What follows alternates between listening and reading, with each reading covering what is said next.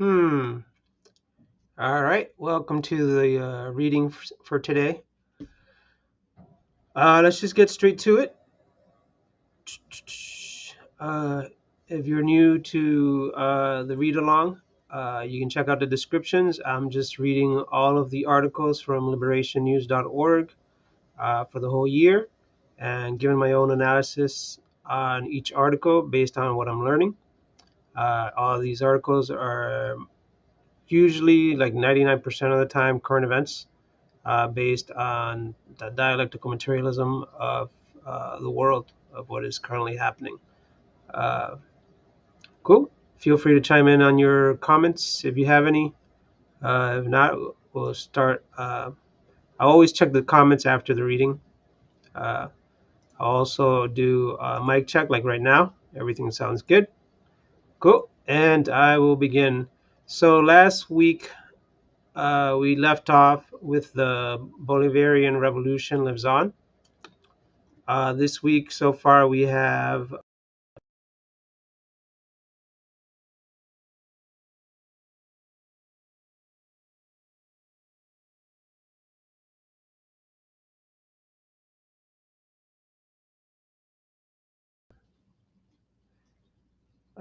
so the Bolivarian Revolution lives on was August 2nd. Now we have 1, 2, 3, 4, 5, 6, 7 articles. Woo!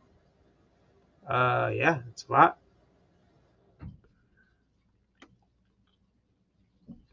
Well, I'll see how many I can get through today. Last one was on August 12th. Well, that's today. Cool. We will begin with today's articles. Article titled Kamala Harris and Big Money. Who are the corporate supporters of her campaign? This is by Eugene Purrier, August 4th, 2024.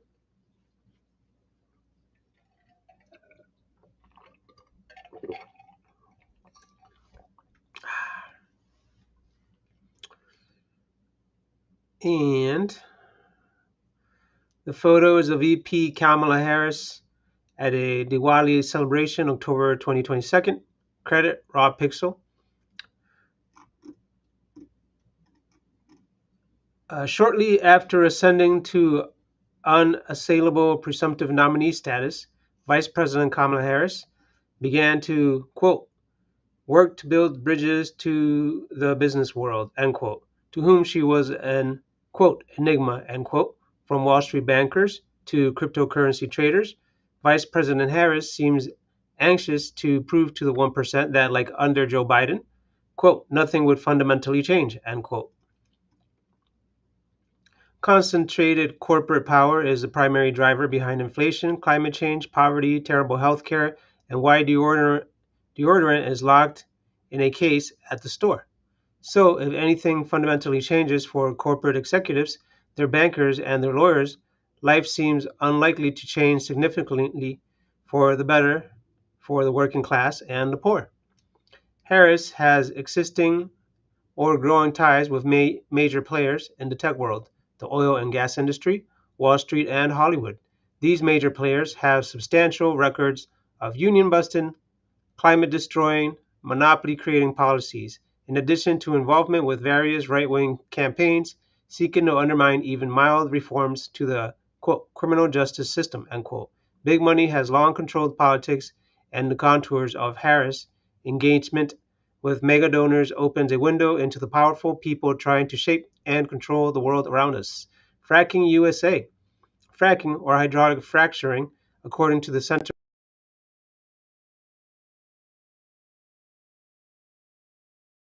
and sand deep into the earth to fracture rock formations and release oil and natural gas, end quote, leading to contaminations of our air and water supply, as well as large emissions of greenhouse gases. As one Guardian headline neatly put it, quote, U.S. fracking boom could tip world to edge of climate disaster, end quote. Fracking is tremendously profitable, and a huge amount of lobbying goes into protecting it from serious regulation.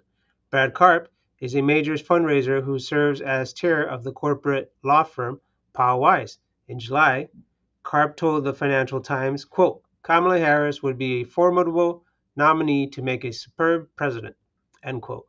Earlier this year, Paul Weiss was a key legal player in the $26 billion merger of Endeavor Energy Resources and Diamondback Energy, two energy companies working in Texas Permian Basin whose fortunes have been lifted by fracking.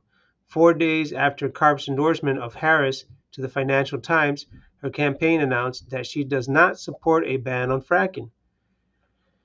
Mergers and acquisitions.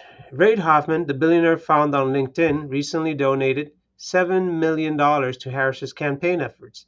Shortly after cutting the check, she demanded in a CNN interview that Harris commit to firing Lina Khan, chair of the Federal Trade Commission. Khan has become a beat nor to CEOs by taking a more aggressive stance on mergers and existing corporate monopolies than recent FTC chairs. While it is not clear if Harris would remove Khan or otherwise reverse course policy-wise, there certainly is reason to wonder. This is especially because Roger Altman, founder of investment bank Evercore, has also been a Harris booster.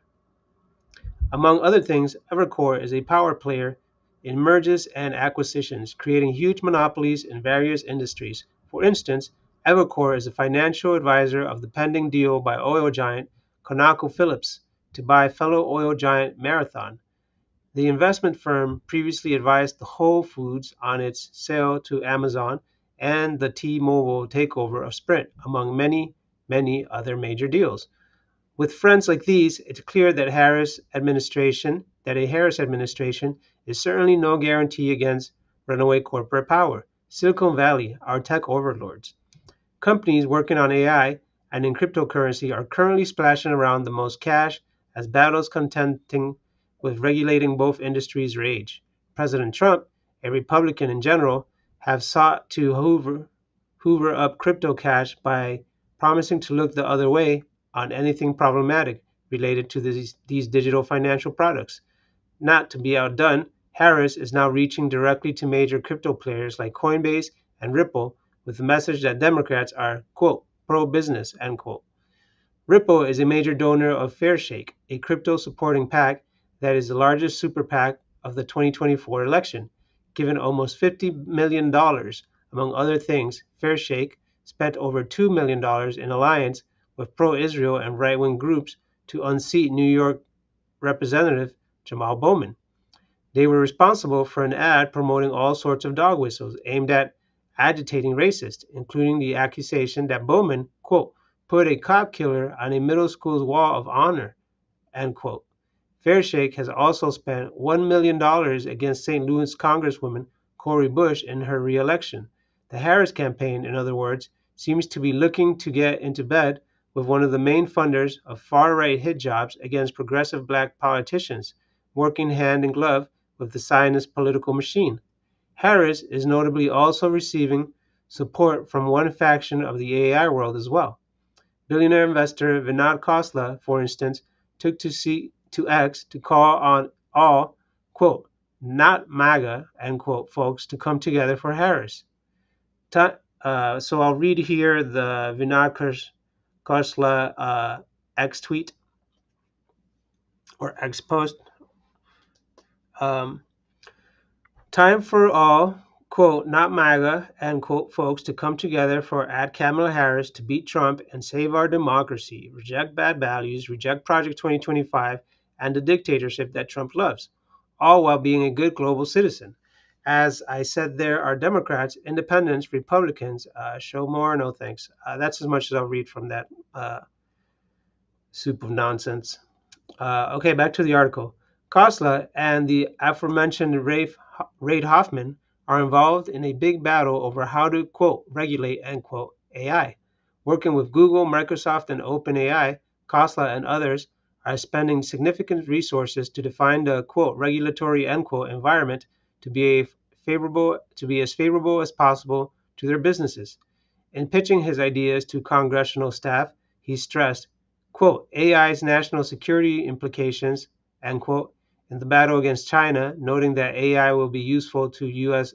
imperialism, quote, AI means economic power, which then lets you influence social policy or ideology, end quote. Both cryptocurrency and AI have significant implications for climate change in particular. According to the clean energy nonprofit RMI, quote, US cryptocurrency operations release 25 million to 50 million tons of CO2 every year, the same amount as the annual diesel emissions of the US railroad industry, end quote. AI is consuming huge amounts of water to cool its system and also massive amounts of electricity, exacerbating sustainability challenges. This goes along with many other concerns with both technologies, from money laundering to deep fakes that raise questions on how or if they will be controlled. Given the engagements between them and the Harris campaign, it would be fair to worry about whether or not the fox is being let into the henhouse.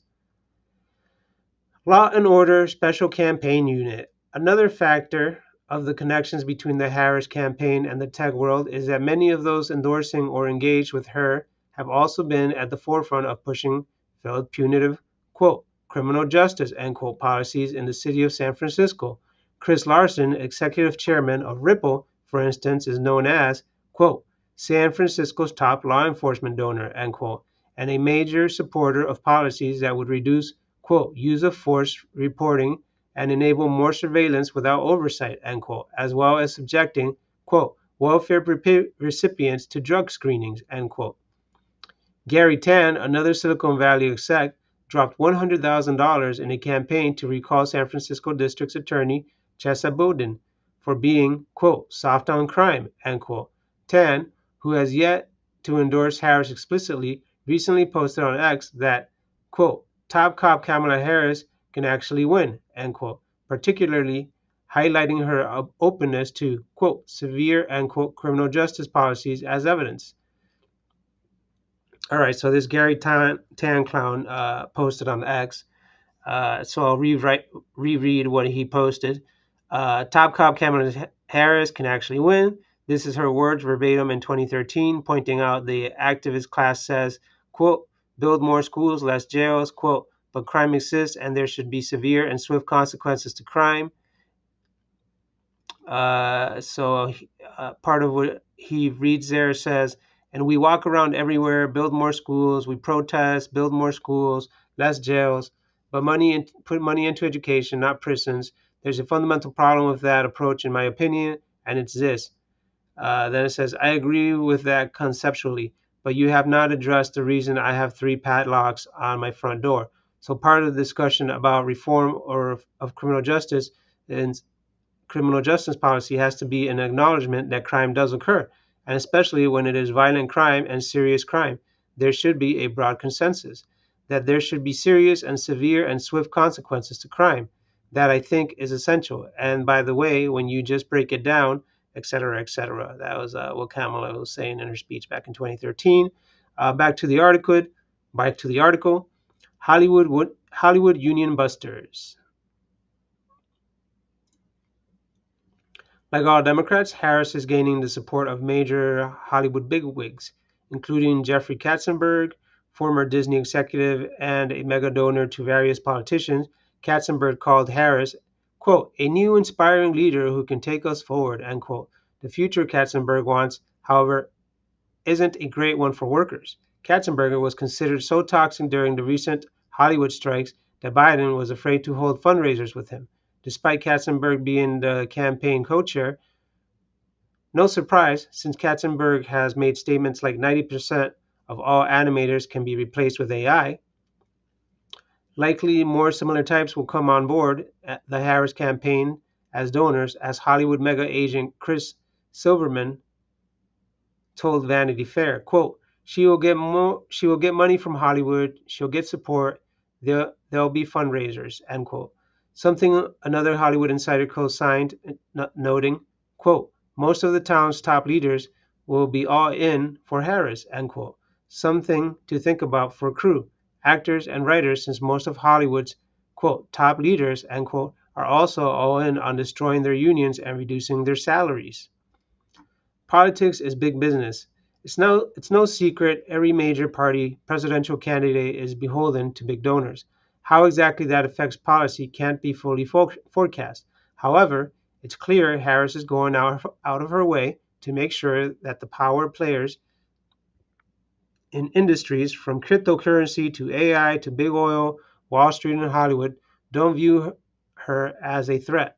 This is building on a trend in her political career. For instance, during Harris's 2020 primary run, just before she dropped out, she had collected funds from 46 billionaires, the most of any Democrat in the race. If things are going to change for working and poor people in the United States, it's only going to come from movements, parties, and their leaders who are willing to take on the most powerful corporations, not curry favor with them.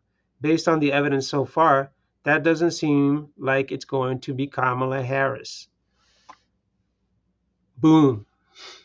Yeah. So that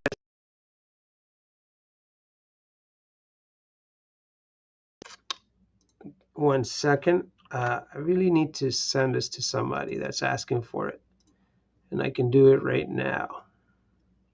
Do, do, do, do. Oh no, where'd it go?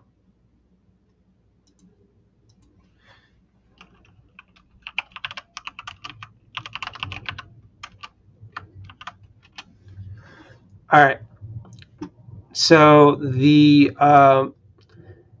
article highlights why Kamala Harris is not going to be a progressive leftist or working class president in any way.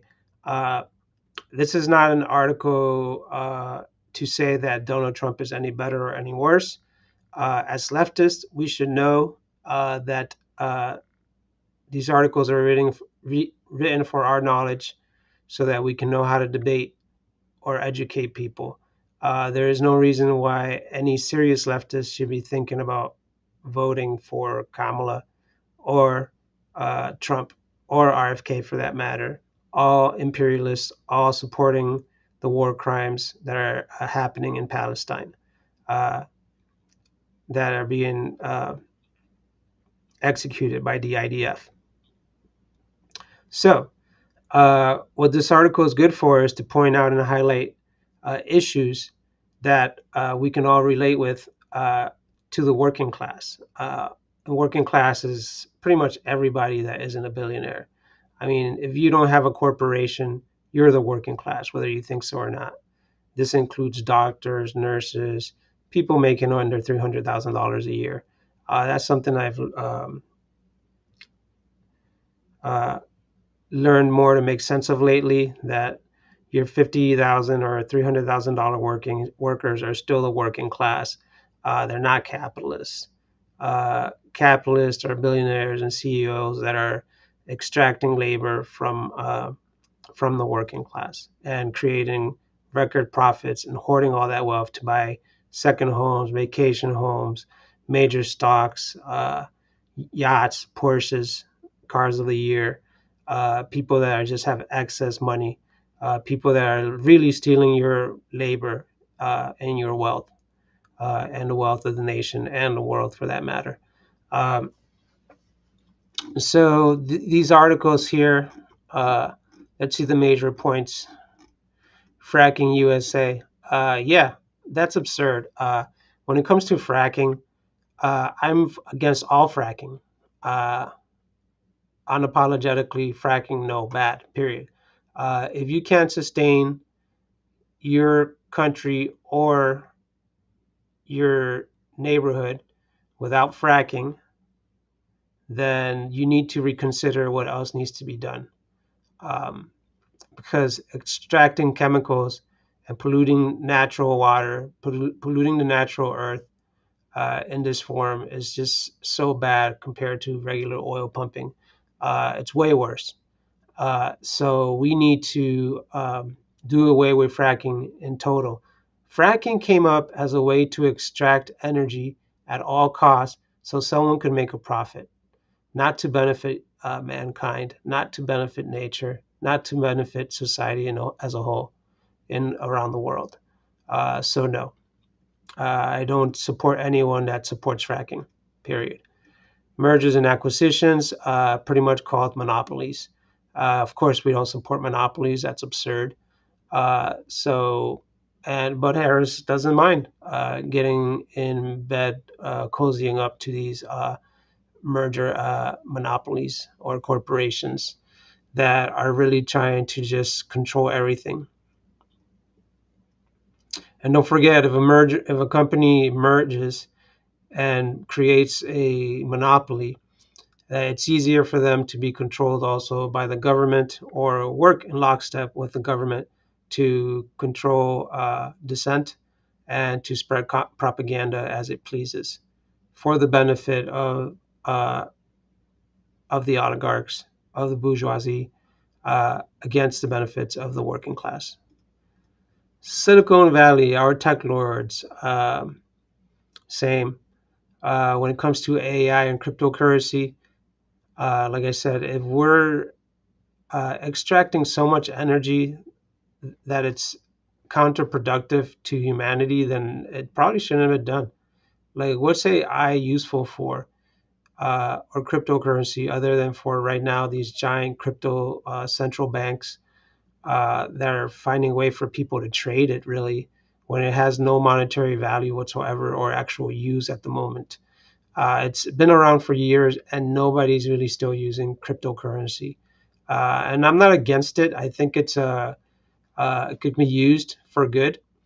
Uh, but things like the current cryptos, like the current cryptocurrency, uh, like ETH 2.0, uh, it still has a long way to go to be useful. And right now, it's really just a pyramid scheme or a triangle or just a scam for rich people to extract profits through investments.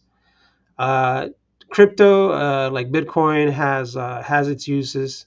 It's already proof of concept. It's already working.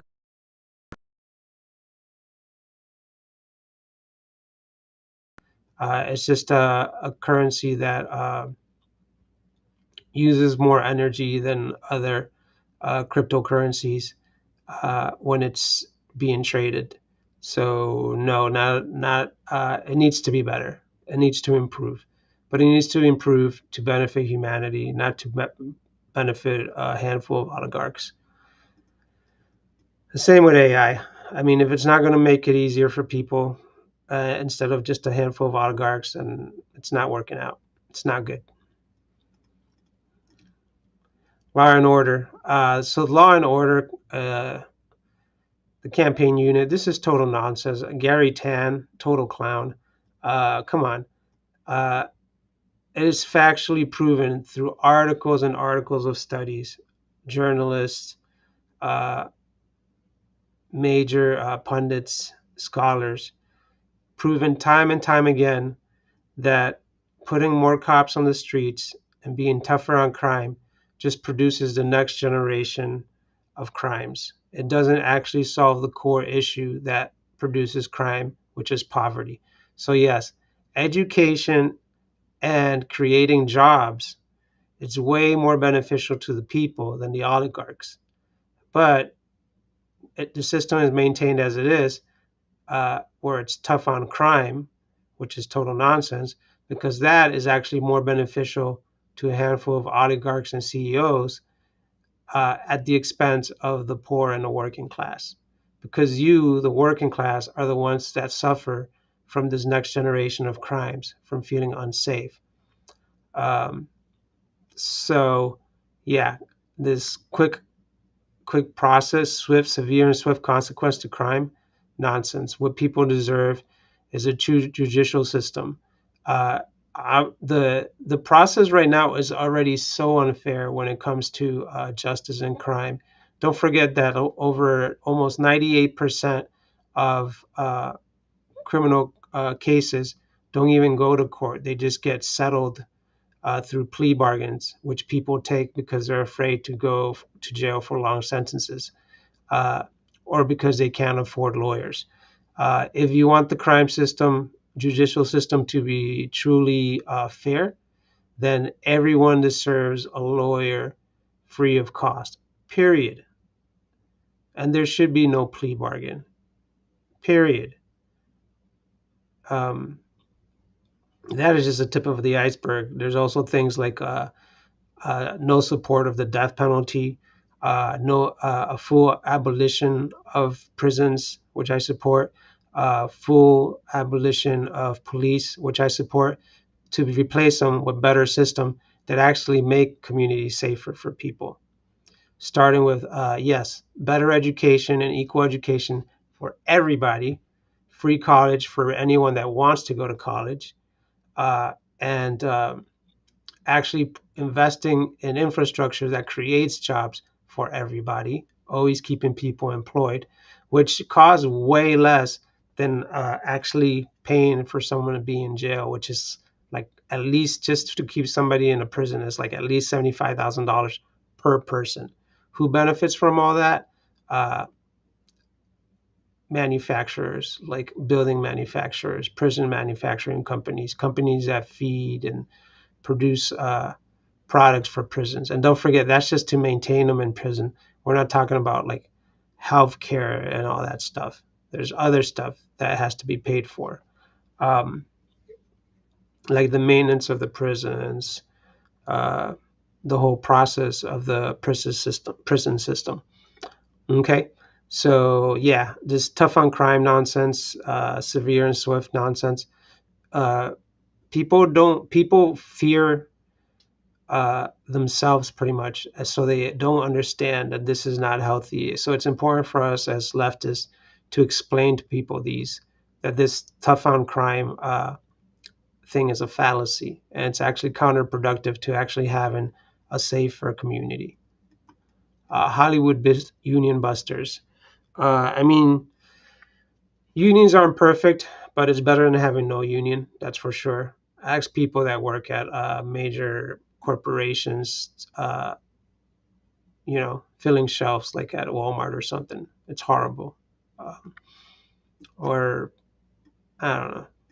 It's just don't forget that these Hollywood producers are making billions of dollars. They'll invest in a movie like $200 million. If the movie's awesome, they'll make a billion back. And of 200 millions that they invested, it's all paid off, right? So then all these other billions go back to the producing company. The producers are driving around in Porsches while their laborers for the production were maybe making $200 a day, tops, max, right? So it's nonsense. It's nonsense that they don't want to pay these people their living wages. And I'm just talking about like entry level PAs, personal assistants. We got to talk about writers, multiple writers, the hands of the special crews units. I mean, the ones that always make bank at these big production companies are the actors, the main actors, um, the director, the cinematographer, the and that's pretty much the big ones. Then the rest goes to the producers, which is bananas. Um, there's no reason for that. That's just the plain example of greed right there, which is another reason why a lot of people are leaving Hollywood and LA. They can't live there. You can't live there on just making like $200 a day when you might not even get to work more than 10 days for that month. That's bananas. Anyways, not anyways, let's move on. Politics is big business. Yes, it is, and it shouldn't be. Politics should be fully disconnected from religion and business. It should be fully funded by the government, fully set with prices, uh, with strict rubrics to who gets funded, uh, and no influence from the outside in regards to money is speech. That's nonsense. That's nonsense. It's already proven that money is not speech, that money is manipulation, and it's an insult to having a true path to democracy, which we do not have. This is total baloney. Like I said, I'm not voting for either Kamala or Trump. It's baloney to think that either one of them will bring you democracy. I vote for independence this year, likely Jill Stein or Claudia de la Cruz. Whether they win or not doesn't matter to me. The fact that they get more exposure to keep the struggle moving forward to keep educating people is good enough for me. Uh, Kamala says nothing will fundamentally change, just like Biden did. And Biden was no better than Trump, perhaps worse. Okay, so there. Let's move on to a next article. Wildfires, wildfires. All right, let me check the audio here. Uh, Audio check 1 2 1 2. All is good. All right. Let's see here.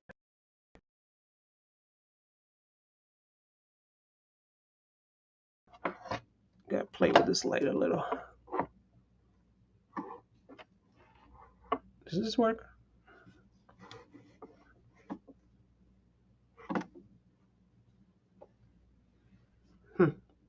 Maybe that works. I don't know.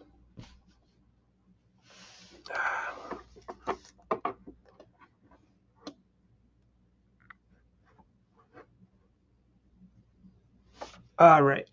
So let's move on.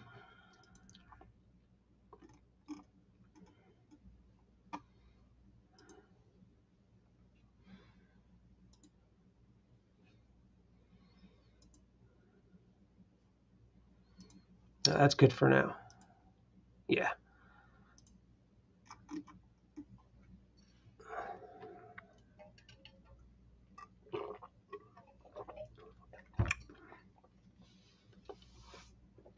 I don't know how much reading I can do today. It's already 11. I'll do what I can.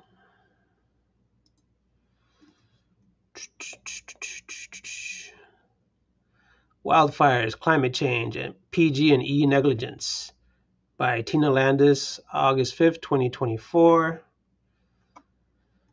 The photo is of August complex fire in 2020. Credit Flickr, Pacific Southwest Forest Services, USDA. Tina Landis is the author of the book Climate Solutions Beyond Capitalism. All right. I'm curious. All right, so if you click on the link for Climate Solutions Beyond Capitalism, it's at the Party for Socialism and Liberation website for books.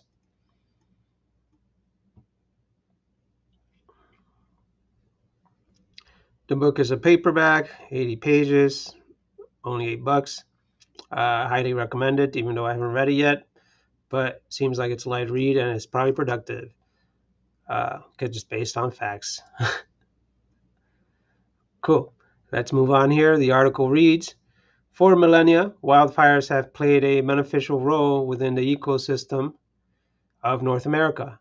Lightning strikes and regular prescribed fires lit by the indigenous people of the continent maintain the health of ecosystems by spurring new growth in plants, adding nutrients to soil, improving habitat for wildlife, and reducing buildup of leaf litter that could later become devastating fires. When European colonizers arrived, they lacked the knowledge of the local ecology and outlawed prescribed fires as they displaced native peoples and separated them from traditional practices, quote, protecting, end quote, forests for the lucrative timber industry. More than a century of fire suppression combined with a warming climate has resulted in increasingly destructive wildfires. 18 of the 20 largest wildfires in California history have occurred since 2007. With the 2020 August complex fire breaking records as the largest at over 1 million acres. Wildfires pose an increasing risk to populations throughout the West and many other regions of the globe. Fire insurance is nearly impossible to purchase for a home in California, with major insurers backing out of coverage in the state in recent years. As with all disasters under capitalism, only the wealthiest residents have a chance at recovery when they lose their homes to fire. Often homeowners in California are unable to rebuild after fires and are forced to leave the area, fueling waves of gentrification that come in the wake of these fires. Smoke impacts from wildfires are becoming a significant health concern and are now a common occurrence in dry months and another example of how climate change is a class war. Wealthy residents can avoid exposure with a newer airtight housing and ventilation system that keeps smoke out of their homes, while the rest of the population is exposed to toxic fumes that can have severe health impacts, cutting life short. Working class communities suffer higher smoke exposure due to older housing, lack of air filtration, as well as those who must go to work even when the air is unhealthy to breathe, like farm workers, landscapers, construction workers, and those who rely on public transit. Increasing temperatures and prolonged drought are adding to the intensity and frequency of fires. The annual amount of snowpack in the Sierras and the speed at which it melts also play a role in fire risk. Snowpack historically melted slowly over many months, from spring through late summer, keeping vegetation green and soil hydrated for much of the year. In recent years, the snowpack tends to melt much more quickly, and in some years has been completely absent by late April, meaning vegetation dries out and becomes wildfire fuel much earlier in the year. On top of increasing risk due to climate change, corporate negligence from the state's largest energy provider, PG&E, plays a major role in increasing fire risk. The Dixie Fire in 2021, that grew to over 900,000 acres, was sparked by PG&E's aging power infrastructure, as were thousands of other fires in recent years. The Camp Fire, the deadliest fire in the state's history, which killed 85 people and destroyed the towns of Paradise and Concow, was sparked by power lines that were built in 1921. PG&E's own estimates in 2017 determined that its energy transmission infrastructure was between 68 to more than 100 years old. From 2014 to 2020, the company's faulty power lines caused an average of one fire per day, while at the same time they diverted $100 million that was earmarked for safety and maintenance to executive compensation. Despite numerous lawsuits and public outcry, PG&E refuses to make the needed safety upgrades. Instead, they have been using public safety power shutoffs to skirt liability for sparking fires during a high wind, high heat events, leaving tens of thousands to over a million residents without power for days. Since 2017, PG&E has been responsible for fires that burned over 1.5 million acres, destroyed over 23,000 structures, and killed 100 people. They have sparked countless fires over recent years, including many major fires like the Kincaid, Camp Zog, Tubbs, Nuns, Atlas, and Dixie fires. Many lawsuits have been filed against them due to their ongoing negligence in response to criminal charges brought against them by the California District Attorney. The company blamed climate change rather than taking responsibility for their role in the fires.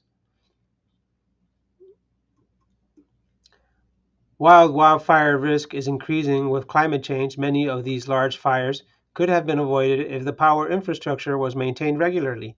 But PG&E has refused to underground their lines or upgrade their infrastructure. The company is also responsible for maintaining vegetation clearance around their power lines. Yet they outsource this work to contractors who fail to adequately clear vegetation and that then comes in contact with their aging, non-insulated, non-ground power lines. Why is this allowed to continue? PG&E is one of the largest contributors to wildfires in the state, yet they are able to continue to operate and make record profits for their shareholders. PG&E is not just one bad apple, but an example of problems of capitalism that protects corporations' rights to profit above all else. Under capitalism, private-owned utilities like PG&E must prioritize profits to please investors, and undergrounding lines and upgrading equipment is not profitable.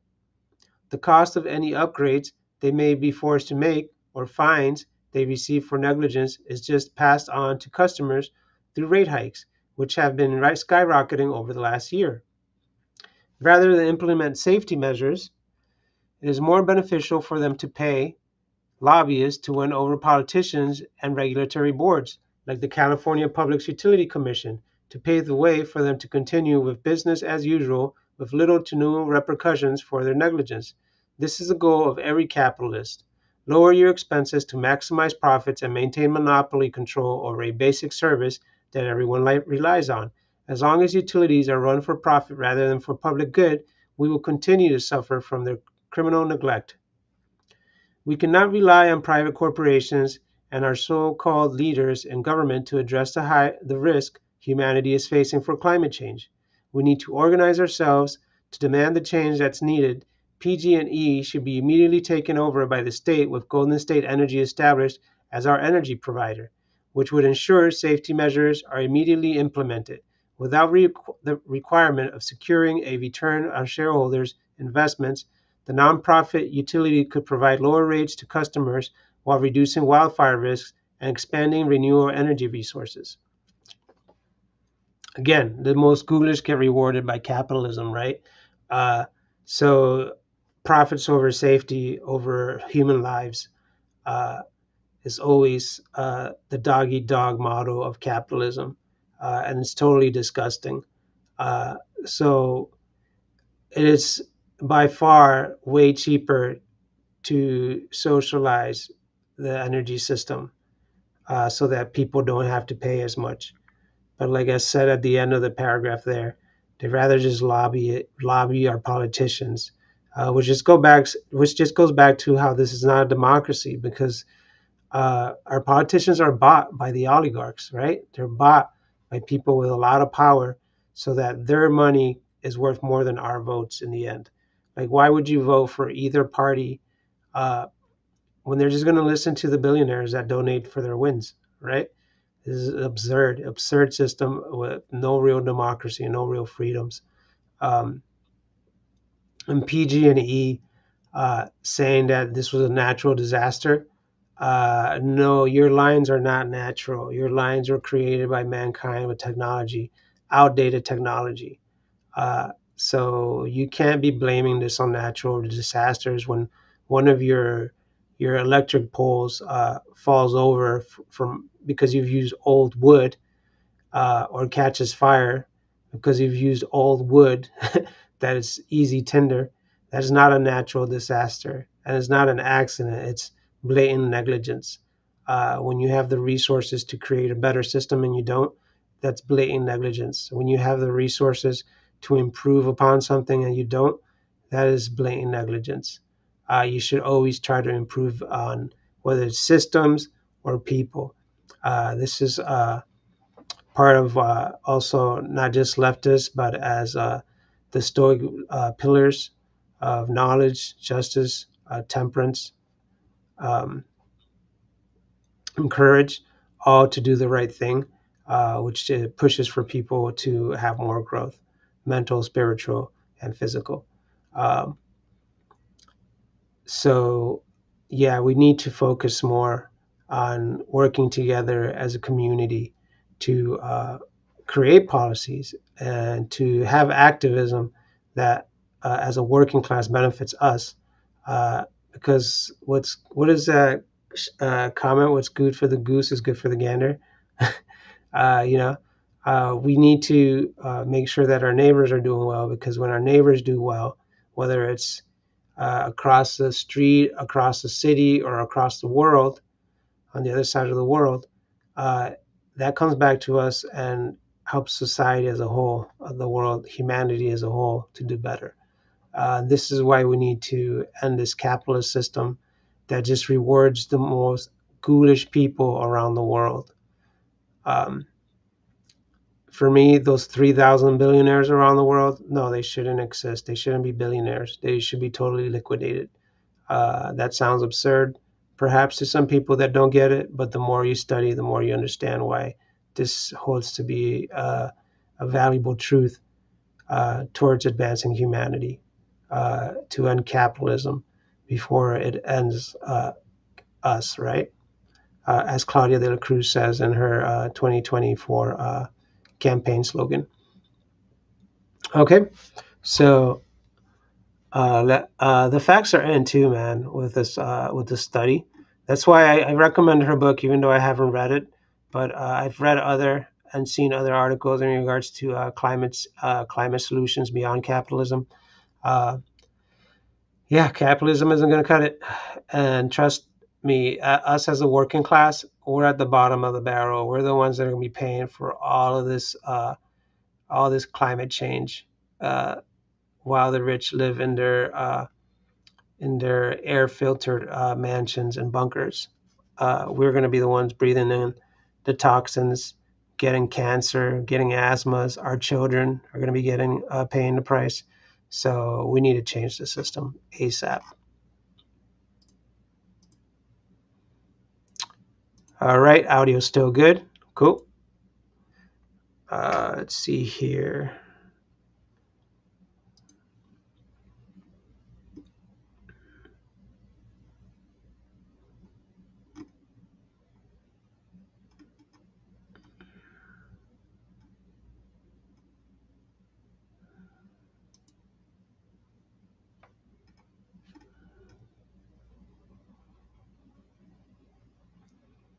Oh, wow. This is a huge article.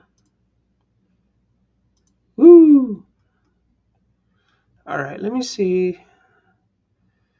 Palestine and Venezuela. And then I'm going to try to see if maybe I can get through this one and one more at least. It's August 8th. That would leave me to catch up with maybe 4 more articles. I don't know. Maybe I'll read 4 today and drop that for today. Yeah. Yeah, so if I can read 2 more today, I'll leave it at that. Okay. Whew.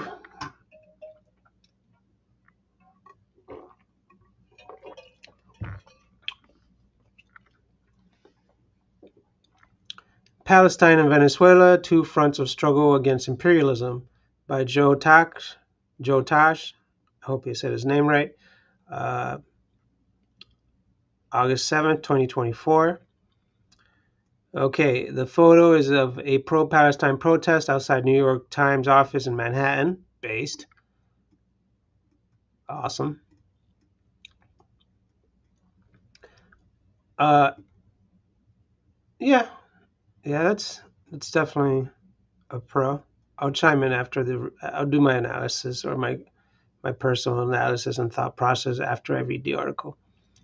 And the article reads, on August 4th, the New York Times published a remarkable article acknowledging a fact that the U.S. ruling class has generally preferred to obscure, despite the massive military destruction wrought by Israel in Gaza over the last 10 months, the Palestinians' resistance is nowhere near extinguished. To the contrary, the article acknowledges that Hamas is actually recruiting new fighters. The same is likely true for the other Palestinian resistance organizations, because it is a fact of history that oppression breeds resistance.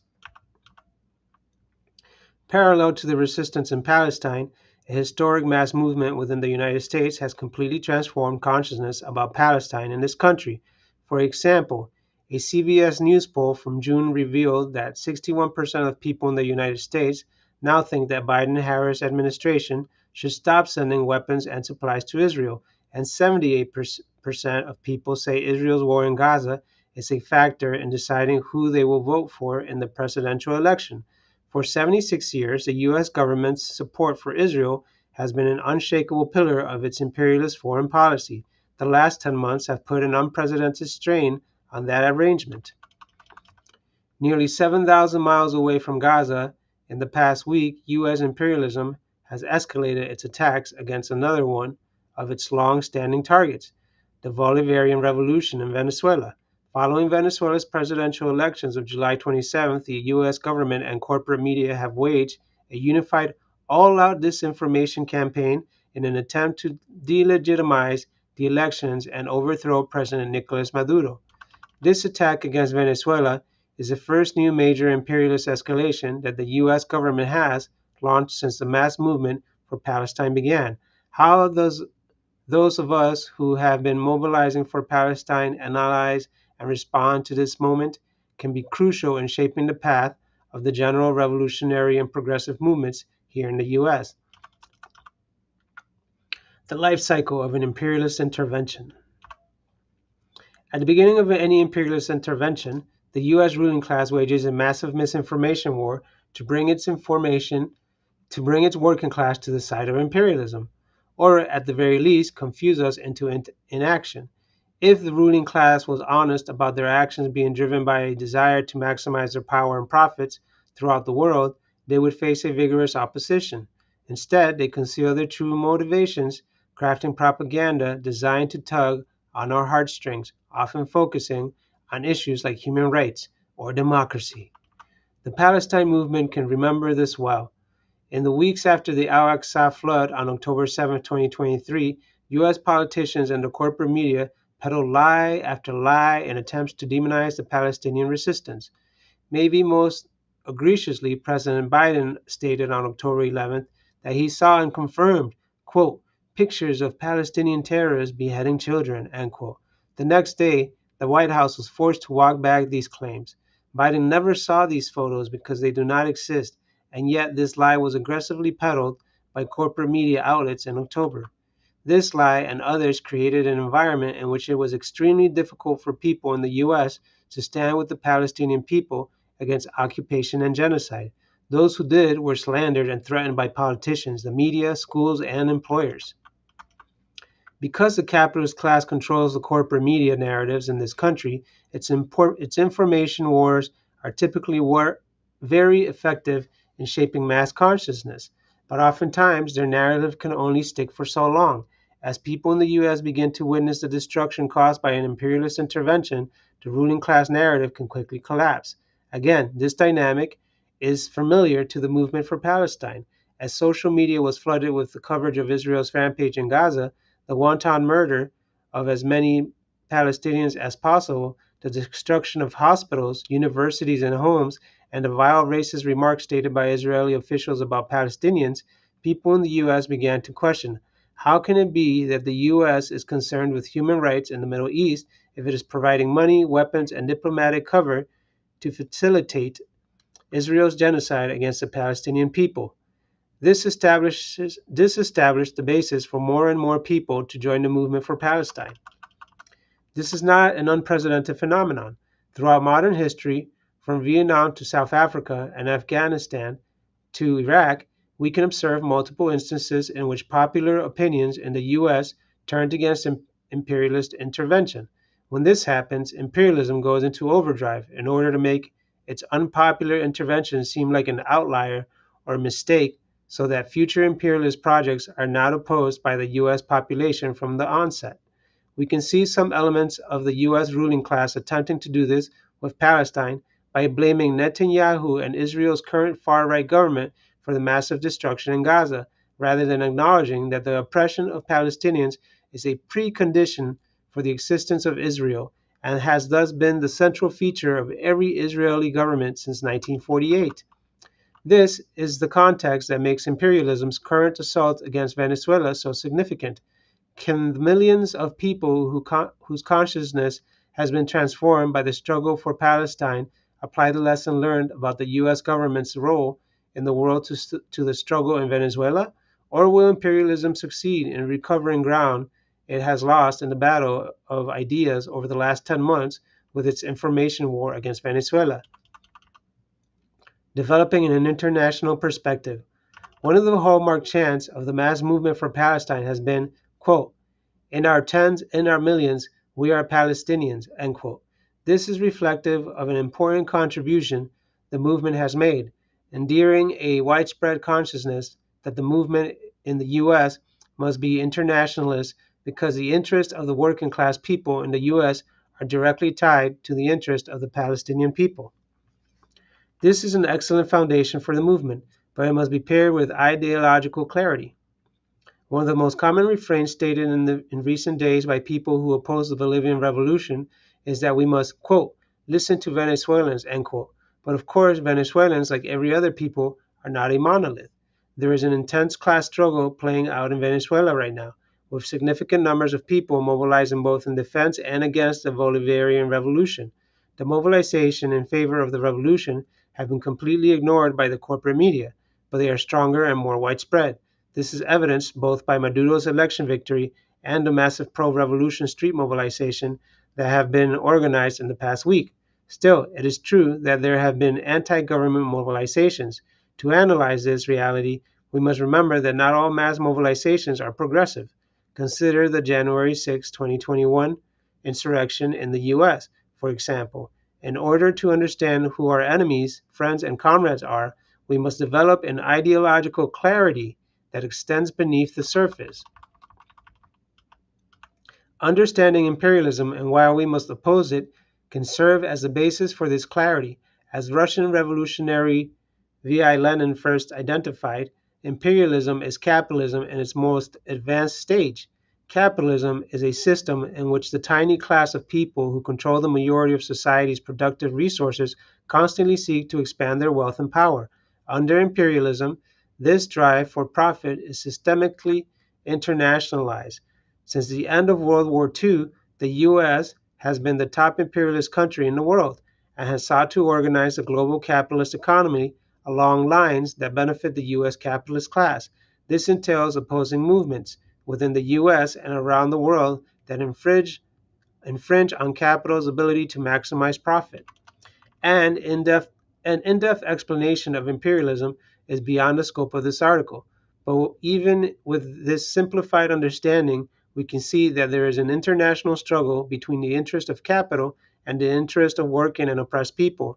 In a short article titled, quote, "The Three Sources and Three Component Parts of Marxism," end quote, Lenin wrote, "People always have been the foolish victims of deception and self-deception in politics, and always they always will be until they have learned to seek out the interest of some class or other behind all moral, religious, political, and social phrases, declarations, and promises.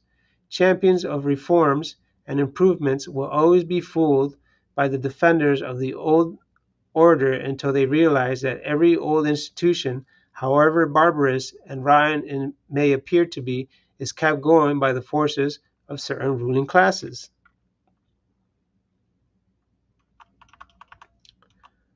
Thus, the quote, "North Star," end quote, for our internationalism should be identifying which interests lie on each side of any given struggle and opposing the interest of capital while taking action in solidarity with the interest of the working class.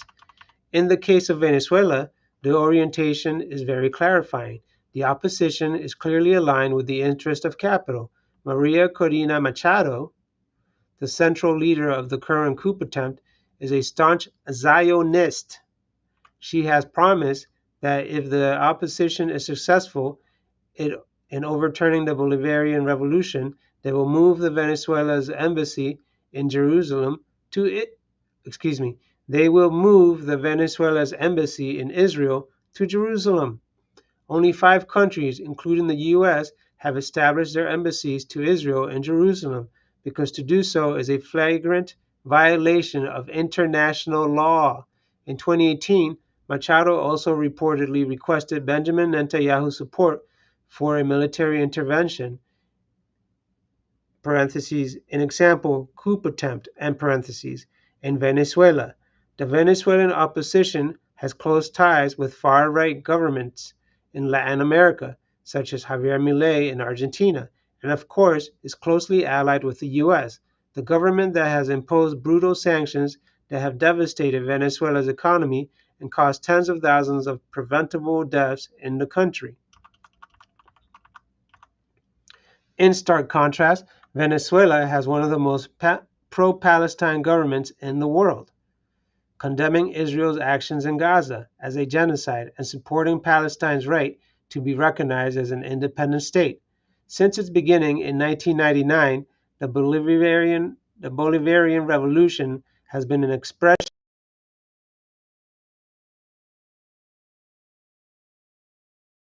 constitution established by this revolution and approved by popular referendum, quote, "guarantees a right to life, work, learning, education, social justice, and equality without discrimination or subordination of any kind, promotes peaceful cooperation among nations, and furthers and strengthens Latin American integration in accordance with the principle of non-intervention and national self-determination of the people," end quote, and more.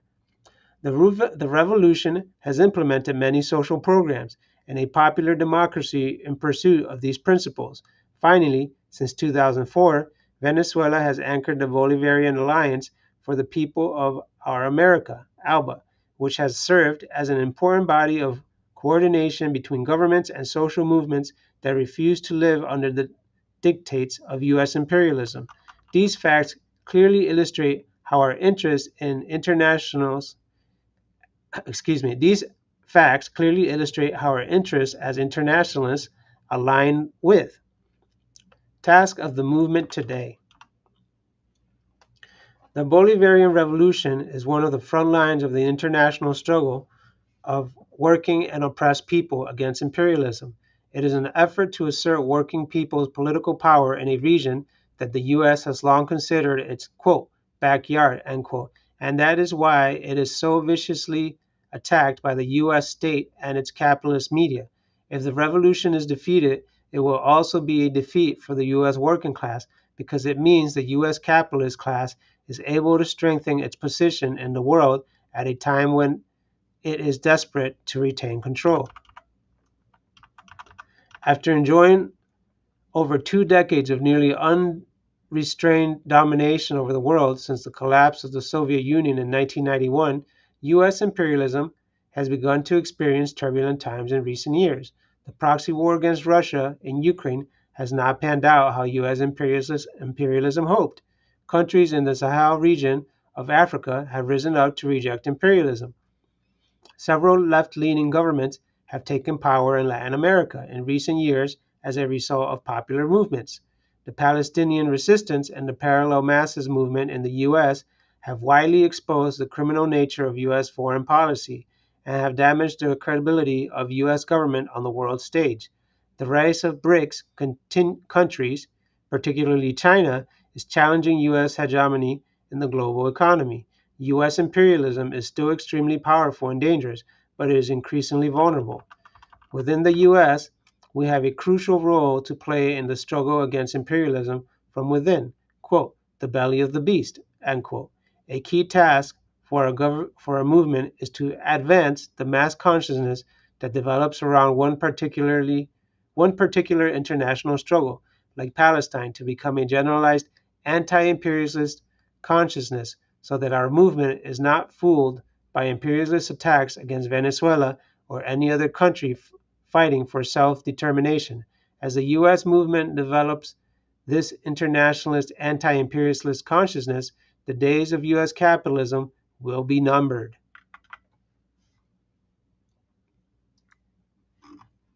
Yeah, this is a solid article on relating and connecting uh, Palestine to Venezuela and the struggle for our uh, socialist system.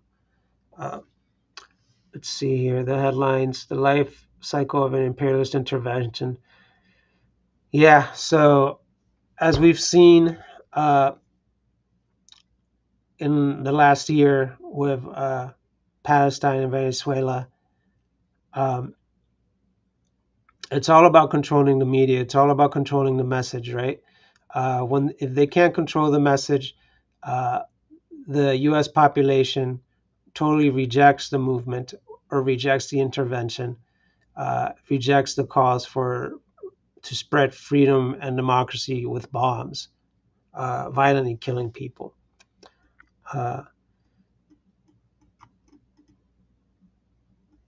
the international perspective is, of course, well, not of course, it's just that we have to understand that we live in a world economy, that even if people are nationalists, they are still affected and they still affect the world through economic means, through resources.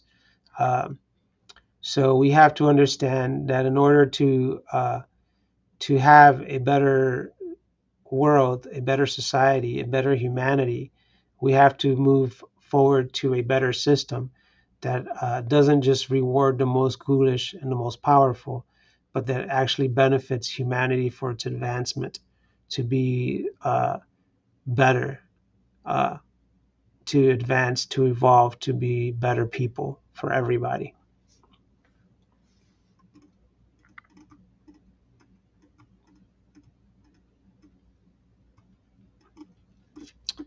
And the task of the movements, obviously, today, not obviously, I should stop saying obviously.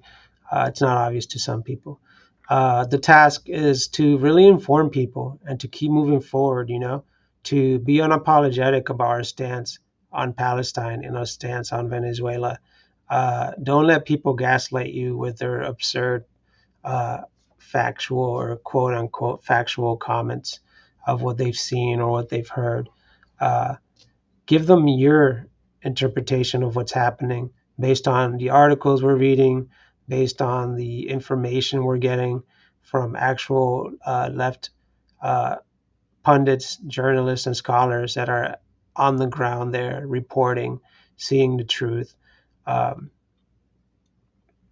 we can't let people justify what Israel and the IDF are doing in Palestine. We have to be honest, and we can't justify their reasons for voting for people that support these war crimes, like Trump or Kamala or Harris, Kamala Harris. We need to be honest with them, and we need to keep a calm, cool mind and be level-headed when we talk to people. We need to be the example of what uh, what the socialist struggle really is, the working class struggle really is. We need to be motivators. We shouldn't talk down to people. We should always uh, have an uplifting message or an honest, sincere message with empathy with people, because people are going to bark at you. They're going to be very volatile when you tell them something that they don't agree with, because they're all about like capitalism, hustle culture, and get your dough kind of attitude or capitalist mentality, right? No, we have to explain to them, and we have to be patient with them and ask them if they want to check the resources with you to debunk or deprogram their minds from all this mass propaganda that they're constantly filled with. Uh, that is what these elections are really. They're just another tool to propaganda, to spread propaganda and nonsense, and to totally distract people from what really matters. Like, you could spare yourself all of the major news coverage of the election and just vote for people that you fully support. Like, for me, it's Claudia de la Cruz or Jill Stein. And you could fully just detach from what they're talking about. Spare yourself the daily barrage of nonsense of like pretty much reality TV pukiness that they're covering about. Oh, Trump says that Kamala is horrible because she eats bacon without toast or some nonsense like that, or she eats bacon without eggs. Gross. And Kamala says Trump's bad because he eats McDonald's and he's 90. Come on, it's like they're not even talking about the issues that Americans care about. They just divert blame constantly. They're not talking about universal health care. They're not talking about living wages. They're not talking about controlling the economy and how they're going to control the economy, how to make apartments livable, affordable, make housing affordable. They're not talking about education. They're just talking about being tough on crime and being tough on immigrants, like they're the actual problem and not the system, and not the way the system uh, distributes blame and wealth and redistributes wealth to the top 1%, right? So the left struggle is always a world struggle. It's always a humanitarian struggle. It's always a struggle of the working class around the world, not just your neighbors, not just your city. When you're supporting the working class, when you're educating and spreading truth, spreading knowledge, spreading solidarity, you're doing it for the world. You're doing it for a better world, for a better humanity. Uh, and there is no place in that future for 3,000 billionaires. There isn't. They, as I always say, they should be fully dissolved of their funds. Okay, cool. So let's see.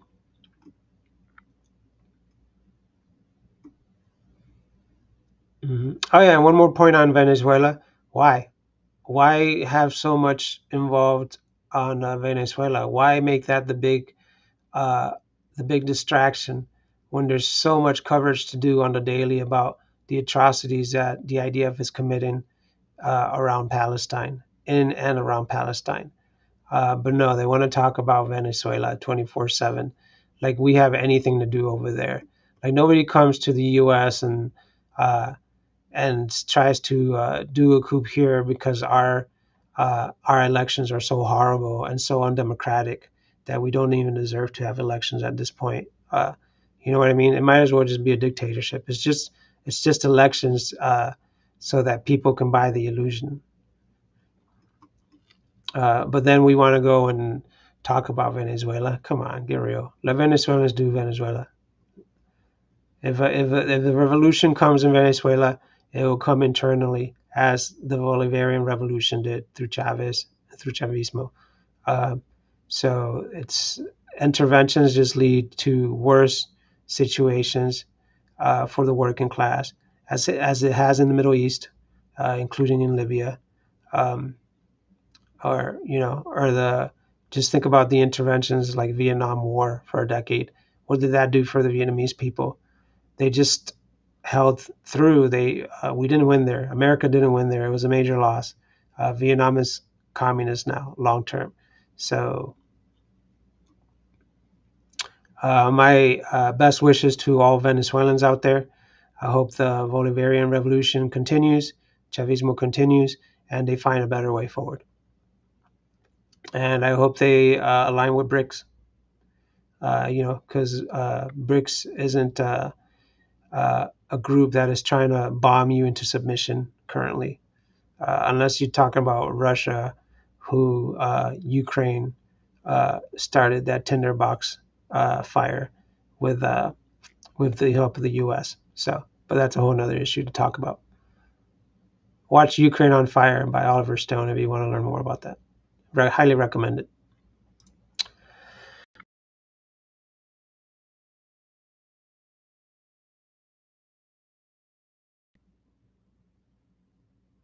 Pastime, two fronts to struggles.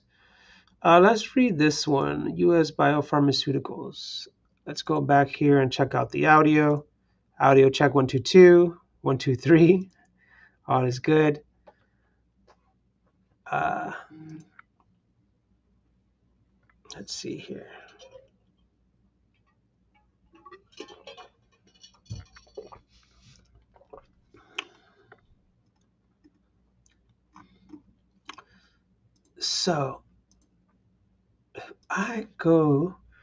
So there's 4 articles here, and then Project 2025, A Nightmare for Immigrant Rights.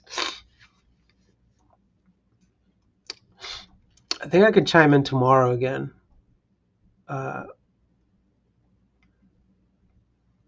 So yeah, 4 articles, 1, 2, 3, 4. All right, let's finish with U.S. biopharmaceuticals for today.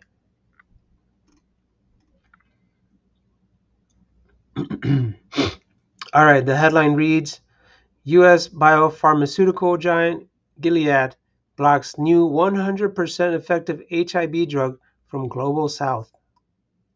Bonkers. This is by written or published by, the article is by Morgan Artiukina, August 8th, 2024. I'm probably going to butcher a lot of these names. The photo is a woman in Zimbabwe receives a rapid HIV test.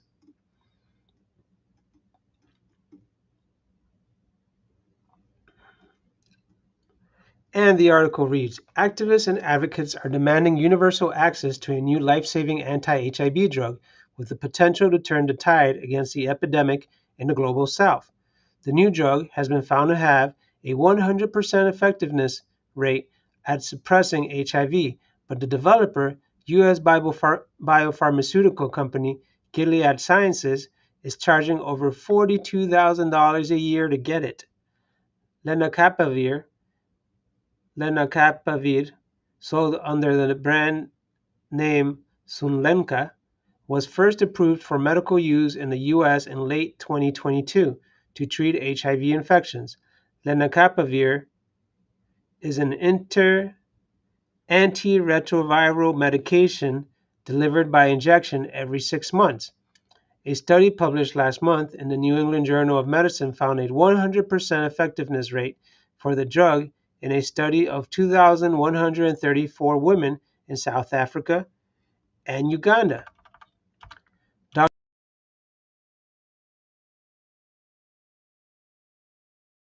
You've got an injection somebody could have every 6 months and not get HIV. That's as close as we've ever been to an HIV vaccine. Emphasis added. End quote. Human immune deficiency virus is a virus that kills its victims by destroying their immune system, making even a small infection into a potentially deadly one. In this state of immune vulnerability, the disease is called acquired immunodeficiency syndrome. Multiple medications exist that can prevent HIV from progressing to AIDS and even reverse the process, but no vaccine or cure has been found. Since it was first clinically observed in 1981, HIV has killed between 35.7 million and 51.1 million people around the globe. Development of treatments took more than a decade due to rampant homophobia and racism, since it was stereotyped as a disease that primarily affected gay men, transgender women, and oppressed minority groups such as Haitian Americans. However, as the virus spread across the global south, it rapidly lost its association with the LGBTQ community and became a problem faced by all populations. HIV AIDS in Africa. According to statistics from the UN AIDS Organization, between 36.1 million and 44.6 million people currently have HIV, with 1 million to 1.7 million new cases in 2023, and between 500,000 and 820,000 people dying of the disease that year. Two-thirds of the world's HIV cases are in Africa, and while it has an incidence rate of between 0.6% and 0.12% in the rest of the world, in South Africa, it has reached 10%. Of the 25.6 million Africans with HIV, more than 20 million technically have access to some kind of antiretroviral medication, but the routine of taking a daily pill can be difficult to maintain, and the drugs are not perfect. However, lenacapavir is administered as a shot once every 6 months, meaning that maintaining a treatment schedule would be vastly easier. With a 100% effectiveness rate, it could be possible in just a few years to dramatically reduce both the transmission of HIV and deaths from the disease to near zero, while enabling those still living with the disease to live full, healthy lives. However, Gilead at present charges $42,250 for an annual two-shot regimen, a price obviously far out of the reach of working and oppressed people. Producing the drug cost Gilead just $28, meaning the company is collecting a 1,500% profit on each treatment. Expectedly, the company has faced harsh criticism for this. At the International AIDS Conference in Munich, Germany last month, UNAIDS and Doctors Without Borders demanded Gilead lower the price to just $40, noting this price would still give them a respectable 30% profit, and agreed to allow generic production of lenacapavir by other drug makers, who could also sell them for a low price. This is far from the first time Gilead has used intellectual property rights to profit off the HIV/AIDS epidemic. The company also holds the patent for two pre-exposure prophylaxis medications, Truvada and Descovy, which can prevent HIV infections from taking place altogether.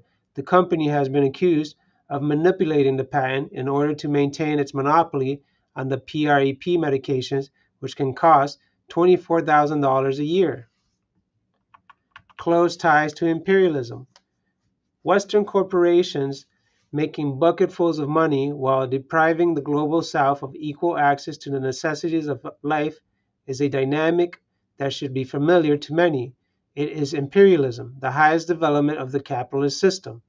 The U.S. capitalist state has played a key role in creating this global medical apartheid that has killed untold millions across the global south and among highly oppressed populations inside the imperial core.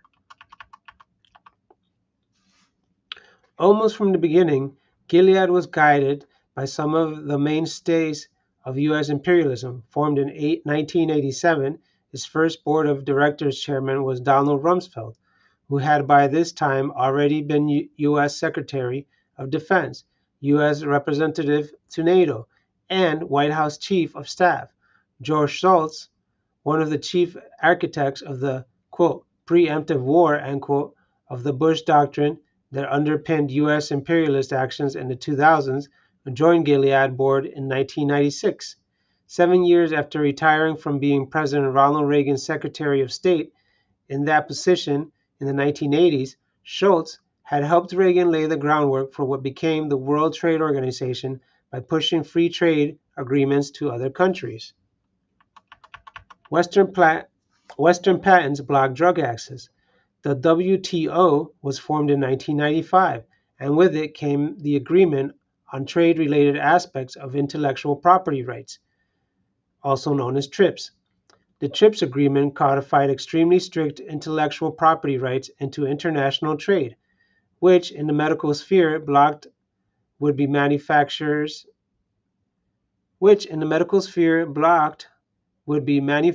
from producing cheaper generic versions of drugs. For drug makers like Gilead, that meant they could retain exclusive control over access to medications and vaccines they had patented and were able to set whatever price they wanted for them.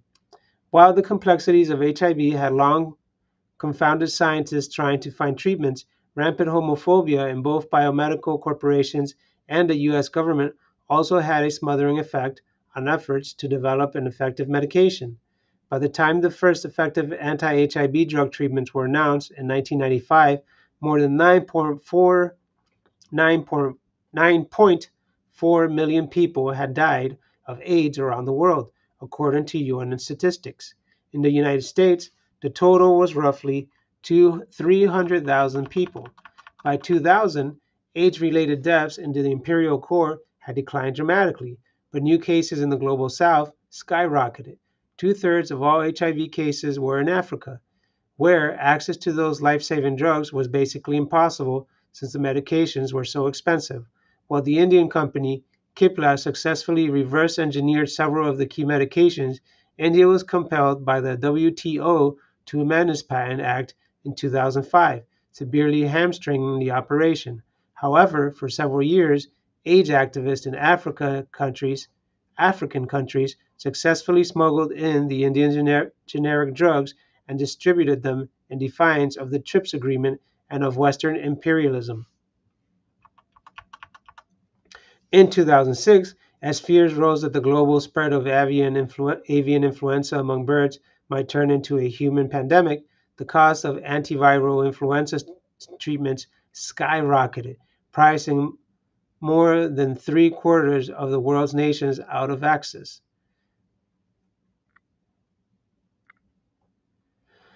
Cipla again reverse-engineered a Western drug, Tamiflu, which had been developed by Gilead and made by Roche, another American biomedical firm, and offered up the generic version for a fraction of the price charged for Tamiflu. Roche is also the patent owner of Sakinavir, the first truly effective anti-HIV drug, which debuted in 1995 and was one of those made affordable by Cipla's reverse engineering. Medical apartheid and COVID-19. When vaccines against SARS-CoV-2, the virus that caused COVID-19, began to be distributed in late 2020 and 2021, the same medical apartheid reared its murderous head once again. The majority of world's vaccines were developed by companies based in the US and UK, which charged extortionate prices for them even when the companies offered scaled-down prices. Companies like Pfizer which had raked in billions of dollars on HIV-related medications, once again made record profits on SARS-CoV-2 vaccines. One 2021 report by the Bureau of Investigative Journalism found that Pfizer had effectively ransomed Latin American populations, forcing the government of Argentina and Brazil to offer up sovereign assets, which can include federal bank reserves, embassies, and even military bases as collateral against any future legal costs related to potential lawsuits over side effects of the vaccines. While the majority of SARS-CoV-2 vaccines administered in Africa have come from Western sources, most of which were donated through the UN's COVAX program in the first year of vaccinations, the vast majority of those distributed in Africa came from the People's Republic of China, which supplied the continent with some 1.2 billion shots. Only socialism can end global medical apartheid. This kind of global inequality is woven into the fabric of the capitalist system, which creates, perpetuates, and profits This kind of global inequality is woven into the very fabric of the capitalist system, which creates, perpetuates, and profits of denying the necessities of life to most of the world's population. The government of the core imperialist nations, the so-called Group of Seven, have imposed this system on the rest of the planet through force, all to serve the interest of the ultra-powerful corporations and their insatiable hunger for profit. Those profits come from the institution of private property and the right to deny access to anyone unable to pay for it.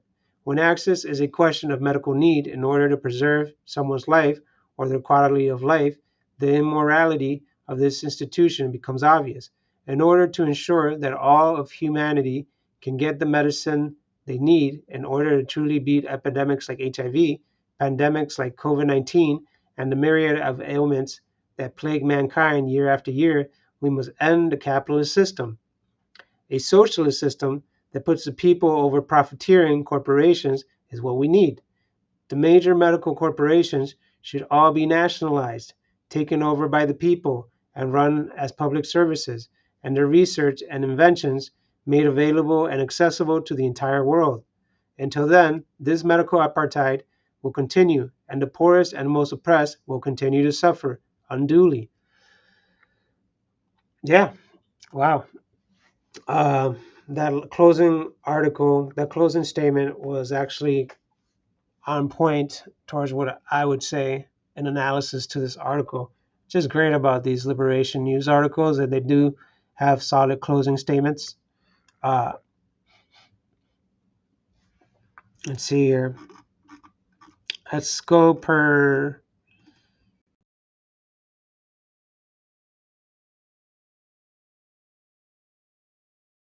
pretty well. Close ties to imperialism. Yeah, so the Western corporations, right? Because it's all about what patents and profits, patents for profits. This is absurd. This is madness. How can we think that this is morally good or just to withhold medicine from the world just because they spent millions of dollars investing to create this drug, which should be something uh, that should just be done, should just be subsidized, should just be socialized for the better of humanity to find these drugs. Uh, the reverse engineering is great. I wish there was more reverse engineers out there, or just spreading the formula out for anyone that wants to make it, right? Um,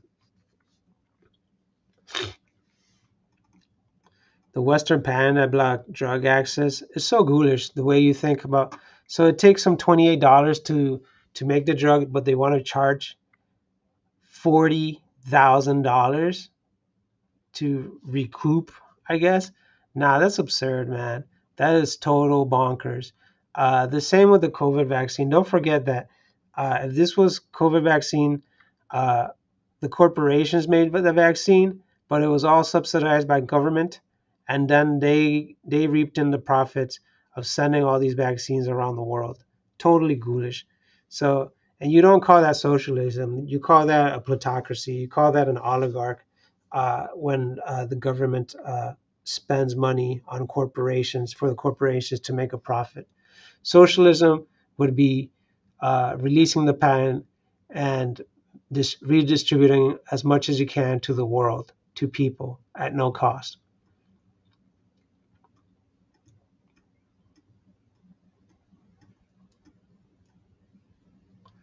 Yeah, and the part about only socialism can end global medical apartheid. Yeah, that's right. That's because socialism isn't about making profits for the most ghoulish among us, the billionaires. It's about what's best for humanity, for our society, for communities. Uh, so you can't battle on the same field with these people that defend capitalism because they're in a whole different planet. Uh, they will defend capitalism knowing that it will lead to the end of humanity, or and just caring about their profits for them and their legacy for them and their children again, or their spawn. Um, Not caring.